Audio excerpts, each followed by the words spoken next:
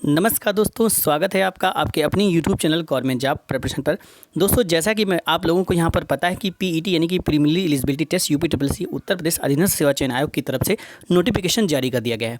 तो उसका जो सिलेबस है, जैसा कि मैंने आप लोगों को बताया है कि उसका जो सिलेबस उसमें 50% आपका जीएस के है, जिससे रिलेटेड आपको पूरी की पूरी प्रिपरेशन यहाँ पर हमारे चैनल पर कराई जाएगी। और इससे रिलेटेड मैंने स्टडी प्लान अपने चैनल पर ऑलरेडी अपलोड कर दिया है। आप हमारे चैनल पर जाकर उस स्टडी प्लान को देख सकते हैं।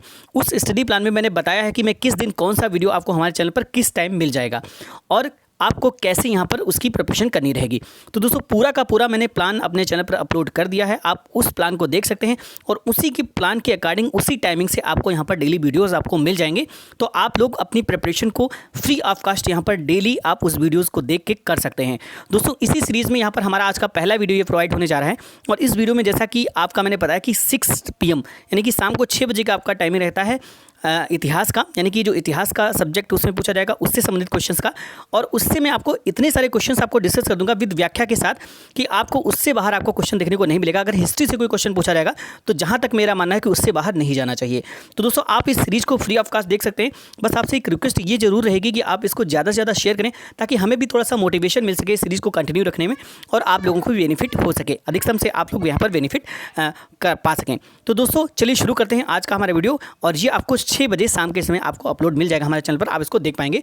अब आपको अगर टाइमिंग जाननी है कि कौन सा वीडियो कितने टाइम मिलेगा तो आप उस स्टडी प्लान को देख सकते हैं और उसके अकॉर्डिंग वहां पर वीडियोस आपको मिल जाया करेंगे। तो चलिए शुरू करते हैं। सो गाइस, यहाँ पर जो पहला क्वेश्चन हमारा निकल कर आ रहा है वह है आपका, हड़प्पा निम्नलिखित में से किस सभ्यता से संबद्ध है। तो दोस्तों, यहाँ पर हड़प्पा आपका सिंधु घाटी सभ्यता से संबंधित है। बहुत ही आसान सा क्वेश्चन है। आपकी हड़प्पा सभ्यता जो है, हड़प्पा जो है ये सिंधु घाटी सभ्यता से, अब देखिए हड़प्पा एक स्थल था और ये किस सभ्यता से संबंधित है, ये सिंधु घाटी सभ्यता से संबंधित है। देखिए, यहाँ पर हड़प्पा संस्कृति भी कहा जाता है, सिंधु घाटी सभ्यता को हड़प्पन सभ्यता भी कहा जाता है। इसके पीछे रीजन ये है कि जब सिंधु घाटी सभ्यता की खोज की गई तो उसमें सबसे प्रथम जो प्रमाण प्राप्त हुए वे हड़प्पा शहर की ही प्रमाण प्राप्त हुए। हड़प्पा जो है पुरातात्विक स्थल के ही प्राप्त हुए, उसी के आधार पर उसका नाम हड़प्पा संस्कृति भी रख दिया गया। फिर धीरे धीरे यहाँ पर देखा गया कि ये जो सिंधु घाटी थी उसके आसपास ये सभ्यता बहुत दूरी तक डेवलप थी, तो इसका नाम फिर सिंधु घाटी सभ्यता रख दिया गया। इस तरह से इसके नाम जो है आपको देखने को मिल जाएंगे, हड़प्पा सभ्यता, सिंधु घाटी सभ्यता, ठीक है, सिंधु नदी घाटी सभ्यता, मतलब इस तरह से आपको यहाँ पर सिंधु सभ्यता इस तरह से देखने के इसके नाम आपको यहाँ पर देखने के मिल जाएंगे। ठीक है, अब दोस्तों यहाँ पर अगर हम बात करें कि जिस समय हमारी देश की जो सिंधु घाटी सभ्यता थी उस समय हम अगले और कुछ और जो क्षेत्रों में कैसी सभ्यताएं थी, मतलब आपका कहा जा सकता है कि जो सिंधु घाटी सभ्यता है ये किसके समकालिक थी, मतलब उसमें और कौन कौन सी सभ्यताएं हमारे वर्ल्ड में डेवलप हुई थी। तो ये जो समकालिक की अगर बात करते हैं तो ये मेसोपोटामिया की सभ्यता और मिस्र की सभ्यता की समकालीन थी। यानी कि जो अगर कालानुक्रम के हिसाब से देखें तो जिस समय सिंधु घाटी सभ्यता हमारे भारत में डेवलप हो रही थी उसी समय अन्य जगहों पर जैसे कि मिस्र की सभ्यता और मेसोपोटामिया की सभ्यताएं डेवलप हो रही थी, यानी कि उस समय आपका वो सभ्यताएं भी प्रचलन में थी। ठीक है, तो ये आपका यहाँ पर इसका आंसर हो जाता है और ये इसका कुछ डिस्क्रिप्शन हो जाता है। अगले क्वेश्चन की तरफ बढ़ते हैं। हमारा नेक्स्ट क्वेश्चन है, तो क्वेश्चन आपका बनता है दोस्तों यहाँ पर कि जो सिंधु घाटी की सभ्यता थी ये किसकी समकालीन थी। तो आप बता सकते हैं इसकी मेसोपोटामिया की सभ्यता की भी समकालीन थी और मिस्र की सभ्यता की भी समकालीन थी। ठीक है, अगला क्वेश्चन देखते हैं। नेक्स्ट क्वेश्चन है, सिंधु सभ्यता संबंधित है तो ये किस युग से संबंधित है। तो सिंधु सभ्यता संबंधित है आद्य ऐतिहासिक युग से। ठीक है दोस्तों, यहाँ पर प्रागैतिहासिक युग और आद्य ऐतिहासिक युग में इतना अंतर है कि जो प्रागैतिहासिक युग है, ठीक है, इसमें जो है जो चीज़ें यानी कि इसकी जो हिस्ट्री, जैसे उस समय की जो हिस्ट्री है प्रागैतिहासिक काल यानी कि आदिमानव के बारे में इसमें बताया गया है और पूरा पाषाण काल, नवपाषाण काल, इन सारी चीज़ों की यहाँ पर जानकारी है। तो उस हिस्ट्री को जो क्रिएट किया गया उसके लिए जो पुस्तकें लिखी गई, जो रचनाएं लिखी गई, जो उसमें चीज़ें बताई गई कि ये चीज़ वहाँ पर थी, इस तरह से जो स्टोरी बना के लिखा गया, जो भी चीज़ें उन चीज़ों को जो लिखा गया वो प्रागैतिहासिक काल में क्या हुआ था कि जो वहाँ पर जो हमें पुरातात्विक खुदाई से जो भी चीज़ें मिली उन चीज़ों को देख के पुरातात्विक खुदाई के आधार पर ही वो स्टोरीज बनाएगी और हिस्ट्री को क्रिएट किया गया। लेकिन यहाँ पर तो उसको हम बोल देते हैं प्रागैतिहासिक काल, मतलब उस स्टोरी को लिखने के यानी कि उस हिस्ट्री के लिए उस समय की हिस्ट्री को बताने के लिए हमारे पास सिर्फ और सिर्फ एक ही रास्ता था, पुरातात्विक खुदाई, और उन्हीं के आधार पर जो भी साक्ष्य मिले उन्हीं साक्ष्य और उन्हीं प्रमाणों के आधार पर हमने उस हिस्ट्री को लिखा। ठीक है, उसके बाद अगर हम बात करते हैं आदि ऐतिहासिक युग के बारे में, तो दोस्तों जो आदि ऐतिहासिक युग है इसमें क्या था, इसमें भी यही हुआ, पुरातात्विक साक्ष्यों पर ही आधारित थी इस हिस्ट्री में। यानी कि जैसे सिंधु घाटी सभ्यता हो गया आपका, ये जो सभ्यता थी इसके बारे में जो भी बताया गया कि उस समय के लोग क्या करते थे, कैसे थे, उनका कैसा व्यवसाय था, उनका कैसा जीवन था, उनकी अर्थव्यवस्था क्या थी, सारी की सारी जो भी जानकारी उस समय की हमें जानने को मिलती है वो सिर्फ और सिर्फ पुरातात्विक खुदाई पर आधारित हैं। तो आप सोचेंगे फिर प्रागैतिहासिक और आदि ऐतिहासिक क्यों कहा गया, दो नाम क्यों रखे गए? इसके पीछे रीजन ये है कि प्रागैतिहासिक काल में सिर्फ और सिर्फ खुदाई से प्राप्त साक्ष्य ही है जिसके ही आधार पर हम लोग यहाँ पर की हिस्ट्री को क्रिएट कर सकते हैं। और उस समय लेखन कला का लोगों को ज्ञान ही नहीं था। मतलब उस समय के लोग जो हुआ करते थे वो लेखन कला के ज्ञान नहीं जानते थे, वो लिखना नहीं जानते थे। लेकिन जैसे ही हम आदि ऐतिहासिक युग में आते हैं तो यहाँ पर लेखन कला का ज्ञान तो था, हमें ऐसे प्रमाणिक साक्ष्य भी मिले हैं, हमें ऐसे साक्ष्य मिले हैं खुदाई में जहाँ पर हमें कुछ लेखनी देखने को मिलती है। लेकिन वहाँ पर वो जो लेखनी है उसमें जो लिपि का प्रयोग किया गया है वो लिपि हम पढ़ नहीं सकते, हम जानते नहीं हैं कि उसमें क्या लिखा गया है। इसी वजह से हम उसको आदि ऐतिहासिक युग में रखते हैं। ठीक है, तो आदि ऐतिहासिक युग में हमें लेखन के साक्ष्य तो मिले हैं लेकिन वहाँ पर क्या है, हम उस लेखनी को पढ़ नहीं सकते। ठीक है, और सिंधु घाटी सभ्यता में हमें जो लेखनी मिली है उसको भाव चित्रात्मक उसको हम लेखनी बोलते हैं। और वहाँ पर उस जो लेखन कला है यानी कि वहाँ के जो साक्ष्य मिले हैं तो उनको हम अभी तक पढ़ नहीं पाए हैं। तो इसीलिए यहाँ पर लिखित साक्ष्य तो हमारे पास मौजूद हैं जिनके थ्रू हम हिस्ट्री को और अच्छे से जान सकते हैं, क्योंकि वहाँ पर खुदाई से प्राप्त चीज़ों के आधार पर हमने हिस्ट्री को क्रिएट किया है। लेकिन अगर हम उन जो लेखनी है जो उनसे प्राप्त हुई वहाँ से उनको अगर हम पढ़ सके तो शायद कुछ और बेहतर तरीके से हम उस हिस्ट्री को जान सकते थे। लेकिन यहाँ पर उनको हम अभी तक पढ़ नहीं पाए हैं, तो इसी वजह से इसको आदि ऐतिहासिक युग के अंतर्गत रखा गया है। ठीक है, तो सिंधु सभ्यता जो है वो आदि ऐतिहासिक युग से संबंधित है। ठीक है, तो ये आपका यहाँ पर इसका डिस्क्रिप्शन हो जाता है। अगर इसकी हम बात करते हैं कि आदि ऐतिहासिक युग में किस कालखंड को रखा गया है तो ये 2500 BC से लेकर 600 BC तक के कालखंड को, यानी कि बिफोर क्राइस्ट 2500 BC से लेकर 600 BC तक के जो कालखंड है उसको आदि ऐतिहासिक युग के अंतर्गत रखा गया है। ठीक है, अगला क्वेश्चन देखते हैं। नेक्स्ट हमारा क्वेश्चन क्या है? नेक्स्ट है सिंधु घाटी की सभ्यता गैर आर्य थी, इसके पीछे क्या रीज़न हो सकता है कि सिंधु घाटी सभ्यता को गैर आर्य कहा गया? तो इसके पीछे रीज़न ये है कि जो सिंधु घाटी सभ्यता थी वो एक नगरीय सभ्यता थी। तो दोस्तों यहाँ पर थोड़ा सा इंटरेस्टिंग फैक्ट ये है कि सिंधु घाटी सभ्यता आर्यन सभ्यता से पहले की सभ्यता, यानी आर्यन सभ्यता एक वैदिक सभ्यता थी और उसके पहले डेवलप हुई थी सिंधु घाटी सभ्यता। लेकिन सिंधु घाटी सभ्यता नगरीय थी, लेकिन आर्यन जो यानी कि जो वैदिक सभ्यता थी वो हमारी ग्रामीण सभ्यता थी। तो इसी आधार पर हम कह सकते हैं कि जो सिंधु घाटी सभ्यता है वह एक नगरीय सभ्यता थी और इसी आधार पर हम सिंधु घाटी सभ्यता को गैर आर्य सभ्यता पे जो है उसके जो है सेपरेट कर सकते हैं। ठीक है, अगला क्वेश्चन देखते हैं। नेक्स्ट हमारा क्वेश्चन है सिंधु घाटी सभ्यता को आर्यों से पूर्व की रखे जाने का महत्वपूर्ण कारक है। तो दोस्तों अगर हम जो हमारा ये सभ्यताएं हैं इनको जो रखा गया है कि सिंधु घाटी सभ्यता, वैदिक सभ्यता या आदि जो उसके पहले पाषाण युगीन सभ्यता, ठीक है, पूरा पाषाण काल और उसमें नव पाषाण काल, इस तरह से जो सभ्यताएं थी, तो पाषाण युगीन सभ्यता, सिंधु घाटी सभ्यता और उसके आगे वैदिक सभ्यता, इन सब चीज़ों को कैसे अलग किया गया? तो सिंधु घाटी सभ्यता को मेनली आर्य यानी कि वैदिक सभ्यता आर्य युगीन सभ्यता से अलग किया रखने का सबसे जो महत्वपूर्ण कारक माना गया वो माना गया मृदभांड। क्या माना गया? यानी कि मृदभांड, वहाँ के पाए गए जो मृदभांड थे उनको आधार मानकर यहाँ पर उसको अलग किया गया। तो उसके पीछे कैसे सिंधु घाटी सभ्यता के कैसे मृदभांड हुआ करते थे और जो आर्य सभ्यता उसके बाद आई उसके कैसे मृदभांड हुआ करते थे। ठीक है, तो यहाँ पर मैं बता दूँ आपका कि जो काले रंग के मृदभांड, मतलब कुछ ऐसे मृदभांड पाए गए जो काले रंग की आकृतियाँ, जिस पे मतलब ऐसे मृदभांड थे जो लाल कलर के थे और उस पर काले रंग की जो है कुछ आकृतियाँ चित्रित की गई थी। ठीक है, तो ऐसे ऐसे कुछ मृदभांड थे और इस पर काले रंग की कुछ आकृतियाँ चित्रित की गई थी और ये रेड कलर के हुआ करते थे। तो इन मृदभांडों को सिंधु घाटी सभ्यता के मृदभांड माना गया और उसके बाद चित्रित धूसर मृदभांड और धूसर मृदभांड जो थे उनको जो है वो बाद के माने गए और उनको जो है वैदिक युगीन सभ्यता का माना गया। ठीक है, तो यहाँ आपका जो क्वेश्चन है कि सिंधु घाटी सभ्यता को आर्यों से पूर्व रखे जाने का महत्वपूर्ण कारक था, तो ये मृदभांड और मृदभांड के आधार पर ही इसको सिंधु घाटी सभ्यता को आर्यों की सभ्यता से अलग माना गया। ठीक है, अगला क्वेश्चन देखते हैं। नेक्स्ट हमारा क्वेश्चन है सिंधु घाटी संस्कृति वैदिक सभ्यता से भिन्न थी क्योंकि इसके पास विकसित शहरी जीवन की सुविधा थी। ये भी सही है क्योंकि ये एक नगरीय सभ्यता थी, मैं आपको पिछले क्वेश्चन में बता चुका हूँ। इसके पास चित्रलेखनी लिपि थी, ये भी बिल्कुल सही है, यहाँ पर चित्रलेखन का ज्ञान था लेकिन हम उसको अभी नहीं पढ़ पाए हैं। ठीक है, इसके पास लोहे और रक्षा शस्त्रों के ज्ञान का अभाव था। तो यहाँ पर वैदिक संस्कृति सभ्यता, सिंधु घाटी सभ्यता जो बात की जा रही है उसमें कहीं भी लोहे का जो है परिचय या लोहे का प्रमाण अभी तक नहीं मिल पाया है। तो इस वजह से ये कहा जाता है कि इसके पास लोहे और अच्छा शस्त्रों के ज्ञान का अभाव था। तो इसका मतलब इसमें सारे के सारे ऑप्शन यहाँ पर यानी कि उपयुक्त सभी, ऑप्शन नंबर डी आपका सही आंसर हो जाता है।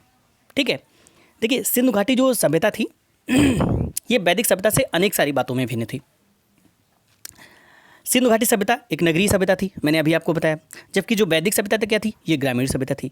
सिंधु घाटी सभ्यता की जो लिपि थी ये भाव चित्रात्मक थी, और वैदिक सभ्यता के जो लोग थे इनको लोहे और अच्छा शस्त्रों के ज्ञान के बारे में जानकारी थी, जबकि सिंधु घाटी सभ्यता के जो लोग थे इनको लोहे के बारे में कोई भी ज्ञान नहीं था। तो सारा मैंने बता दिया कि यहाँ पर उपयुक्त आपका सभी यहाँ पर सही आंसर हो जाएगा। अगला क्वेश्चन देखते हैं। नेक्स्ट हमारा क्वेश्चन है, हड़प्पा संस्कृति की जानकारी का जो प्रमुख स्रोत है वो क्या है। तो मैंने आपको बताया कि हड़प्पा संस्कृति की जो जानकारी का प्रमुख स्रोत है वो पुरातात्विक खुदाई है, यानी कि पुरातात्विक जो वहाँ के स्थल हैं उनकी खुदाई से जो चीज़ें हमें प्राप्त हुई हैं उस टाइम की, उन्हीं चित्रों के आधार पर हमें सिंधु सभ्यता के बारे में पूरी की पूरी जानकारी मिलती है। उसके अलावा हमारे पास कोई ऐसा स्रोत नहीं है जिससे हम और उसके बारे में कुछ जानकारी ले सकें। हालांकि उस समय की कुछ हमें लिपियाँ मिली हैं जिन पर कुछ हमें लिखा हुआ मिलता है, लेकिन वो एक भाव चित्रात्मक लिपि है जिसको अभी तक हम पढ़ नहीं पाए हैं। तो हमारे हिस्ट्री के रचना में, यानी हिस्ट्री के क्रिएशन में उसका कोई भी योगदान नहीं है।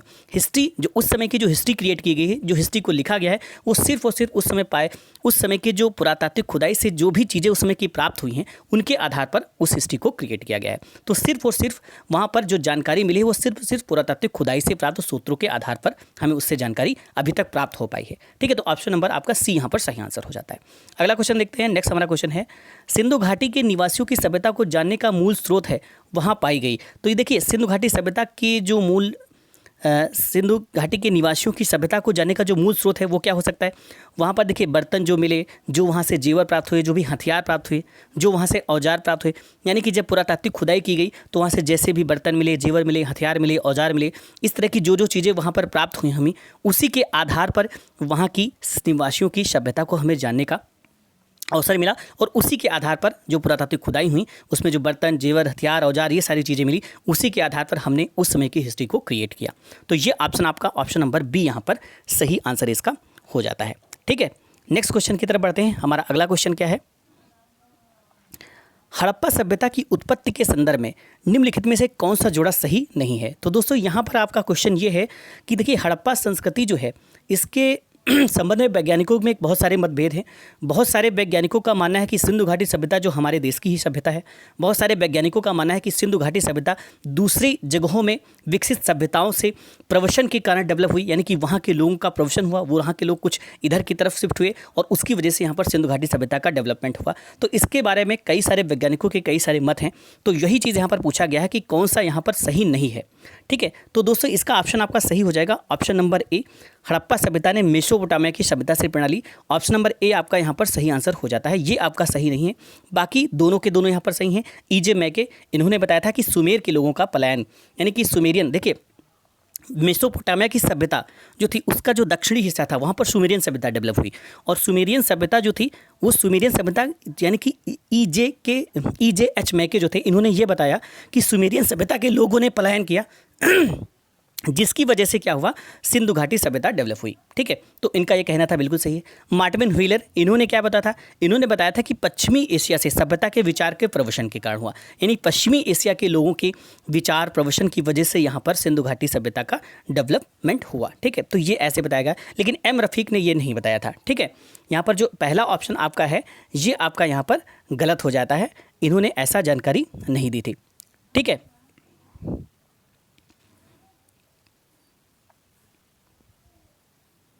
एम रफ़ीक की अगर हम बात करें कि एम रफ़ीक ने क्या बताया था, तो एम रफ़ीक ने बताया था कि हड़प्पा सभ्यता का जो विकास है ये रावी नदी क्षेत्र में हड़प्पा में हुआ, यानी इन्होंने ये जो सभ्यता है उसको यहीं का बताया, और इन्होंने ये बताया कि जो रावी नदी के आसपास जो हड़प्पा सभ्यता, जो हड़प्पा नगर प्राप्त हुआ, हड़प्पा का जो एरिया प्राप्त हुआ, वहीं से धीरे धीरे सिंधु घाटी सभ्यता डेवलप हुई है। ठीक है, तो इनका मानना ऐसा था। तो एक प्रकार से इन्होंने क्या किया, इन्होंने पुरानी जो भी मान्यताएं थी कि बाहर से सभ्यता का डेवलपमेंट हुआ, उस सभी चीज़ों को यहाँ पर एक तरह से खंडन किया है। ठीक है, आगे बढ़ते हैं, नेक्स्ट क्वेश्चन की तरफ बढ़ते हैं। हमारा अगला क्वेश्चन है, भारत में चांदी की उपलब्धता के प्राचीनतम साक्ष्य कहाँ से प्राप्त होते हैं। तो दोस्तों भारत में चांदी की उपलब्धता के जो प्राचीनतम साक्ष्य हैं ये आपके हड़प्पा संस्कृति से प्राप्त होते हैं, यानी कि ऑप्शन नंबर ए आपका यहाँ पर सही आंसर हो जाता है। दोस्तों यहाँ पर बहुत सारे हमें साक्ष्य और बहुत सारे प्रमाण ऐसे प्राप्त हुए हैं जिसके आधार पर हम बोल सकते हैं कि हड़प्पा वासियों को चांदी के बारे में जानकारी थी। ठीक है, देखिए हड़प्पा सिंधु घाटी सभ्यता के जो प्रमुख नगर, जैसे कि दो प्रमुख नगर मोहनजोदड़ो और हड़प्पा, इनके निवासियों के मध्य इसके विधिवत प्रयोग के साक्ष्य भी हमको देखने को मिले हैं।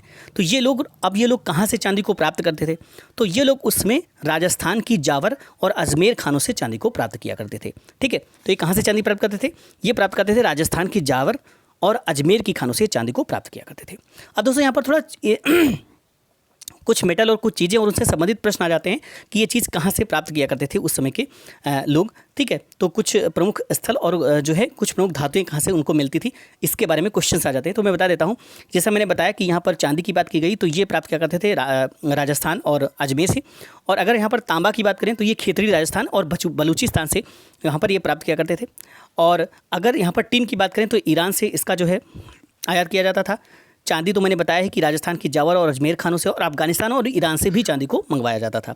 सीसा जो है ये अफगानिस्तान से मंगवाया जाता था। शिलाजीत हिमालय से और गोमेद ये गुजरात से यहाँ पर मंगवाया जाता था। ठीक है, आगे बढ़ते हैं। नेक्स्ट हमारा क्वेश्चन है, हड़प्पा में मिट्टी के बर्तनों पर सामान्यतः किस रंग का उपयोग हुआ? तो मैंने बताया था कि हड़प्पा जो है सभ्यता में जो है आपका आकृति मतलब काले रंग की आकृतियों से चित्रित रेड कलर के जो मृदभांड हमें मिले हैं, यानी कि लाल कलर यहाँ पर आपका सही आंसर हो जाएगा। अगला क्वेश्चन देखते हैं, मूर्ति पूजा का आरंभ कब से माना जाता है? तो मूर्ति पूजा का दोस्तों जो आरंभ है ये आपका सिंधु सभ्यता से ही माना जाता है। यानी सिंधु सभ्यता में हमें बहुत सारे ऐसे प्रमाण मिले हैं जहाँ से हमें पता चलता है कि वहाँ पर मूर्ति पूजा प्रचलित थी। ठीक है, इसके उदाहरण अनेक सैंधव पुरातत्व स्थलों से हमें मातृ देवी की मूर्तियाँ मिली हैं, जिससे हमें पता चलता है कि यह भी पता चलता है कि मातृ सत्तात्मक उस समय जो समाज हुआ करता था और लोग लोग जो है मूर्ति पूजा करते थे, यानी कि मूर्ति पूजा उस समय प्रचलित थी। ठीक है, अगला क्वेश्चन देखते हैं, निम्नलिखित पशुओं में से किस एक का हड़प्पा संस्कृति में पाई मोहरों और टेराकोटा कलाकृतियों में निरूपण नहीं हुआ है? तो इसमें देखिए दोस्तों, अगर हम बात करें तो गाय, जो भी हमें सिंधु घाटी सभ्यता से जो मोहरे और टेराकोटा की जो कलाकृतियाँ यानी कि मिट्टी की जो कलाकृतियाँ हुआ करती थी, टेराकोटा कलाकृतियाँ, तो उनसे जो मोहरे और जो टेराकोटा कलाकृतियाँ हैं उसमें जो भी हमें पशु पक्षियों के चित्रण मिले हैं उसमें गाय का कहीं चित्र देखने को नहीं मिला है।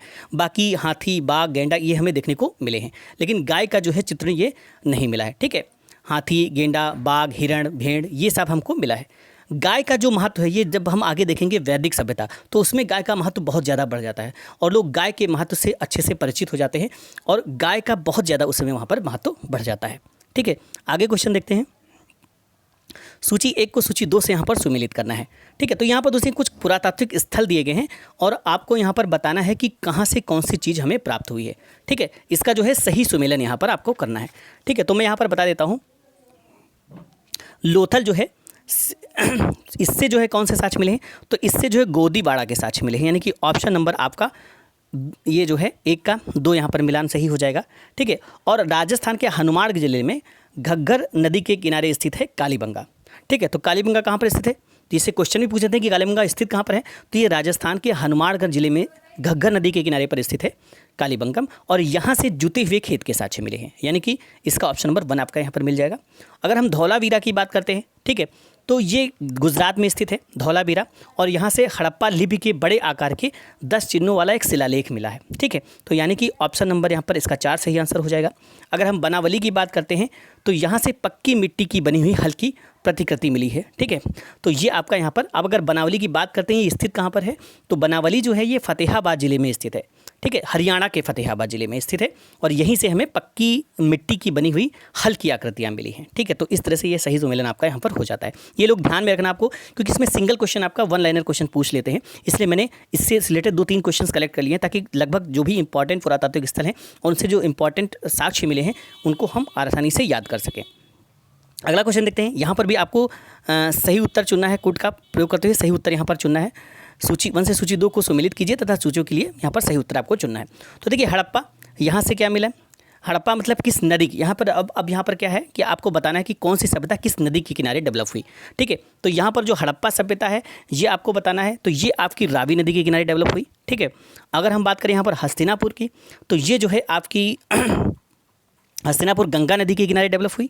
ठीक है, अगर हम बात करते हैं नागार्जुन कोंडा, तो ये कहाँ पर डेवलप हुई, तो नागार्जुन कोंडा जो है ये आपकी कृष्णा नदी के किनारे डेवलप हुई, और पैठन जो है ये गोदावरी नदी के किनारे डेवलप हुई। तो दोस्तों यहाँ पर आपको सभ्यताएं और उनसे डेवलप वो किस नदी के किनारे डेवलप हुई ये भी आपसे क्वेश्चन पूछा जा सकता है। तो मैं आपको कुछ यहाँ पर इंपॉर्टेंट पुरातात्विक स्थल बता देता हूँ और उनसे संबंधित जो भी नदियाँ हैं उनको बता देता हूँ। तो जैसा कि हड़प्पा रावी नदी के किनारे, मोहनजोदड़ो जो था ये भी एक हड़प्पा का मुख्य नगर था सिंधु सभ्यता का, ये जो है सिंधु नदी के किनारे डेवलप हुआ। कालीबंगा ये घग्गर नदी के किनारे पाई गई। ये लोथल जो पाया गया एरिया ये भोगवा नदी के किनारे। रोपड़ सतलज नदी के किनारे। मांडा चेनाब नदी के किनारे। दैमाबाद प्रवरा नदी के किनारे। आलमगीरपुर जो था ये हिंडन नदी के तट पर स्थित था। सुतकांगेडोर जो था सुतका गेंडोर ये जो था दास्त नदी के किनारे। और भगवानपुरा ये था सरस्वती नदी के किनारे। तो इस तरह से यहाँ पर ये है कुछ, आप लोग इनको नोट कर सकते हैं वीडियो को पॉज करके, ताकि आपको यहाँ पर इस तरह से अगर क्वेश्चन कोई पूछा जा रहा है तो आपका, जैसे इसमें बहुत इंपॉर्टेंट है आपका लोथल, ये बहुत ज़्यादा पूछा गया है तो आप ध्यान में रखना भोगवा नदी के किनारे। ठीक है, कालीबंगा भी पूछा गया है घग्गर नदी के किनारे। मोहनजोदड़ो ध्यान ही रखना कि ये हड़प्पा मोहनजोदड़ो ये हमारे बहुत ही इंपॉर्टेंट पुरातात्विक स्थल हैं सिंधु सभ्यता के। तो हड़प्पा रावी नदी के किनारे और मोहनजोदड़ो सिंधु नदी के किनारे। ठीक है, आगे बढ़ते हैं नेक्स्ट क्वेश्चन की तरफ। हमारा अगला क्वेश्चन है सिंधु सभ्यता का महान स्नानागार। ठीक है, तो ये तो बहुत ही इंपॉर्टेंट क्वेश्चन है और बहुत कॉमन क्वेश्चन है, काफ़ी बार एग्जाम में पूछा गया है। तो सिंधु सभ्यता का महान स्नानागार कहाँ से प्राप्त हुआ है? तो ये जो स्नानागार है ये मोहनजोदड़ो से प्राप्त हुआ है। कहाँ से प्राप्त हुआ है? मोहनजोदड़ो से प्राप्त हुआ है। ठीक है, तो सिंधु सभ्यता के जो ये महान स्नानागार है इसके अगर हम साक्ष्य की बात करते हैं तो ये मोहनजोदड़ो से प्राप्त हुई हैं। और इसकी अगर लंबाई की बात करें कि ये कितना बड़ा है, कितना लंबा चौड़ा है और क्या इसकी ऊंचाई है, तो ये जो है उत्तर से दक्षिण की ओर 55 मीटर और चौड़ाई में पूर्व से पश्चिम की ओर 33 मीटर है। ठीक है, अगला क्वेश्चन देखते हैं। निम्नांकित को सुमेलित इसमें से कौन सा सुमेलन सही नहीं है आपको बताना है। तो देखिए मैंने आपको बताया यहाँ पर कि आलमगीरपुर ये उत्तर प्रदेश में है, सही है बिल्कुल। लोथल आपका गुजरात में है, सही है। कालीबंगा, ठीक है, कालीबंगा जो है ये आपका यहाँ पर सही नहीं होगा। ये आपका कालीबंगा जो है ये आपका यहाँ पर राजस्थान में आपका हो जाता है। हरियाणा यहाँ पर आपका गलत ऑप्शन हो जाता है। बनावली आपका हरियाणा में होगा और रोपड़ पंजाब में सही है। ठीक है, तो कालीबंगा की अगर हम बात करते हैं तो ये राजस्थान के हनुमानगढ़ जिले में स्थित है, जैसा मैंने आपको पिछली बार बताया था अभी पिछले क्वेश्चन में। और इसकी खोज जो है ये वर्ष 1951 में कब की गई थी? वर्ष 1951 में की गई थी कालीबंगा की खोज, और ये अमलानंद घोष के द्वारा की गई थी। ठीक है, तो ये आपका कुछ इसके फैक्ट्स हैं जो आप लोग यहाँ पर नोट कर सकते हैं। अगला क्वेश्चन है हड़प्पा संस्कृति के स्थल एवं उसकी स्थिति संबंधी निम्नलिखित युगों में से कौन एक सही सुमेलित नहीं है? तो यहाँ पर भी आलमगीरपुर जो कि आपका उत्तर प्रदेश में है। ठीक है, दैमाबाद महाराष्ट्र में है। राखीगढ़ी बनावली आपका हरियाणा है। राखीगढ़ी जो है आपका ये भी आपका यहाँ पर हरियाणा में होगा। ये आपका यहाँ पर गलत ऑप्शन हो जाता है। ऑप्शन नंबर डी आपका सही सुमेलित यहाँ पर नहीं है। राखीगढ़ी आपका यहाँ पर ये आपका हरियाणा के हिसार जिले में घग्गर नदी पर स्थित है। ठीक है, मैं बता चुका हूँ आपका राखीगढ़ी आपका जो है ये कहाँ पर है? हरियाणा के हिसार जिले में घग्गर नदी के तट पर स्थित है। और इस स्थल की जो खोज है ये वर्ष 1969 ईस्वी में की गई थी। किसके द्वारा की गई थी? ये की गई थी सूरजभान के द्वारा। ठीक है, तो ये आपको याद रखना है यहाँ पर। अगला क्वेश्चन देखते हैं। नेक्स्ट हमारा क्वेश्चन है, यहाँ पर भी सही सुमेलन करना है। ठीक है, तो सही सुमेलित करना है मांडा, दैमाबाद, कालीबंगा और राखीगढ़ी। तो राखीगढ़ी में बचा चुका हूँ, ये कहाँ पर है? ये हरियाणा में है। ठीक है, मांडा जो है ये जम्मू कश्मीर में है।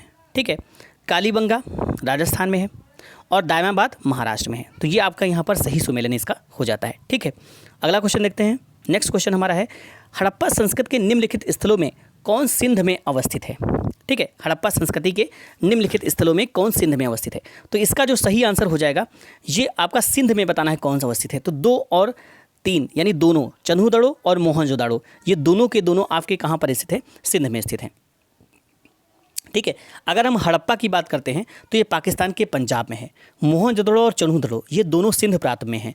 और अगर सुरकोटदा की बात करते हैं तो ये आपके गुजरात में स्थित है। ठीक है, अगला क्वेश्चन देखते हैं। नेक्स्ट हमारा चन्हूदड़ो के उत्खनन का निर्देशन किया था। तो चन्हूदड़ो के उत्खनन का निर्देशन किसके द्वारा किया गया था? ये आपका क्वेश्चन पूछा गया है। तो ये किया गया था J.H. मैके के द्वारा। किसके द्वारा किया गया था? J.H. मैके के द्वारा। ठीक है दोस्तों, ये जो चन्हूदड़ो है ये मोहनजोदड़ो से लगभग 130 किलोमीटर दक्षिण पूर्व में स्थित है। ठीक है, और इसकी जो खोज है ये सर्वप्रथम 1931 ईस्वी में किसके द्वारा की गई थी? N.G. मजूमदार ने इसकी खोज की थी। और वर्ष 1935 में ठीक है मैके ने यहाँ उत्खनन करवाया था। ठीक, तो इसकी खोज 1931 में N.G. मजूमदार के द्वारा की गई थी, लेकिन इसका जो उत्खनन है ये 1935 में मैके के द्वारा करवाया गया था। ठीक है, अगला क्वेश्चन देखते हैं। नेक्स्ट हमारा क्वेश्चन है सिंधु घाटी सभ्यता का कौन सा स्थान अब पाकिस्तान में है? तो इसमें से आपको बताना है कि इसमें से कौन सा स्थान है जो अब पाकिस्तान में है। तो मैंने बताया कि कालीबंगा ये आपका पता है राजस्थान में है। हड़प्पा ये आपका पाकिस्तान में है, ठीक है। लोथल गुजरात में है, आलमगीरपुर उत्तर प्रदेश में है। तो इसमें पाकिस्तान में पूछा तो ये हड़प्पा आपका यहाँ पर पाकिस्तान में, इसका सही आंसर आपका हो जाता है, ठीक है। अगर हम हड़प्पा की बात करते हैं तो जो हड़प्पा है इसके जो अवशेष हैं ये आधुनिक पाकिस्तान के मांटगोमरी वर्तमान में साहिवाल जिले में स्थित हैं, ठीक है। और ये जो स्थल है ये रावी नदी के तट पर स्थित है, जबकि कालीबंगा राजस्थान के हनुमानगढ़ जिले में स्थित है, और लोथल जो है ये गुजरात प्रांत में, और आलमगीरपुर उत्तर प्रदेश में स्थित है, ठीक है। अगला क्वेश्चन देखते हैं।